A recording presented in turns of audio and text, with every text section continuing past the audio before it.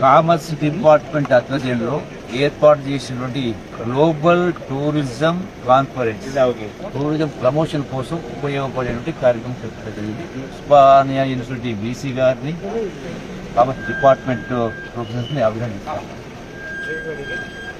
Tourism promotion కోసం ప్రధానంగా ఒకటి ఇన్ఫ్రాస్ట్రక్చర్, రెండు బేసిక్ ఫెసిలిటీస్, వాటితో పాటుగా టూరిజం ప్లేసెస్ లో కల్చరల్ యాక్టివిటీస్ ప్రొవైడ్ చేయాల్సిన అవసరం ఉంది. అందుకే టూరిజం ప్రమోషన్ భాగంగా రీసెంట్ గా ప్రభుత్వము వ్యాపారం చేయలేదు, ప్రభుత్వం పెట్టుబడి పెట్టే పరిస్థితి లేదు, రాష్ట్రం అప్పుగా మారింది. ఇక్కడ ప్రైవేట్ ఇన్వెస్ట్మెంట్ కోసమే ఈ మధ్యనే టూరిజం ఇన్వెస్ట్మెంట్ కాంక్లేవ్ ఏర్పాటు చేసింది. టూరిజం డిపార్ట్మెంట్ కూడా నిరర్థక ఆస్తులు వాటిని ఆ ఆస్తులకు ప్రపోర్షనల్ వాల్యూ రెవెన్యూ రావాలి, ఆదాయం రావాలి, నిరర్థక పనులతో వాటిని ఈదికిచ్చే కార్యక్రమం చేస్తూ తద్వారా ఆదాయం రాబట్టి తద్వారా టూరిజం ఇన్ఫ్రాస్ట్రక్చర్ డెవలప్ చేయాలి. అలాగే టూరిజంతో పాటుగా కల్చర్, టూరిజం కూడా అంటే కల్చర్ కూడా కాపాడుకోవాలి. మన కల్చర్, మన సంస్కృతి, మన ఆచారాలు, మన వ్యవహారాలు, మన యొక్క సాంప్రదాయాలు పడుతున్నట్టుంది.